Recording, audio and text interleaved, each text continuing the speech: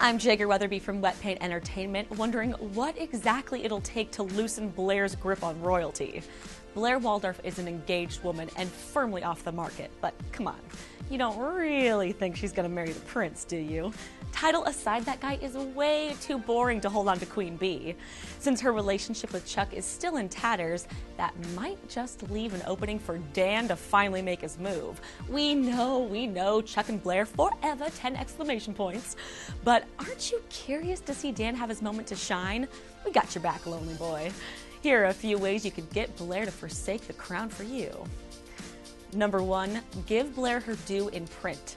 Dan's got a scandalous Upper East Side tell-all hitting shelves, and Blair Waldorf is unlikely to be portrayed kindly in it. But if Dan does manage to show the heart of gold within that designer-clad Machiavellian body, it just might be enough to make her melt into his arms. Number 2, become famous. Okay, so it's pretty unlikely that Blair will come off too well in Dan's book, but that may not matter if it's a massive hit. Blair likes winners and she doesn't care how they do it, so that same ruthlessness he mocks might just work in his favor. Number 3, make her jealous. Blair's always had a bit of a complex about her BFF Serena. She did encourage Dan to go back to her in the wake of their kiss, but if she actually saw her museum buddy all gooey-eyed over her biggest rival, she might not take it so calmly.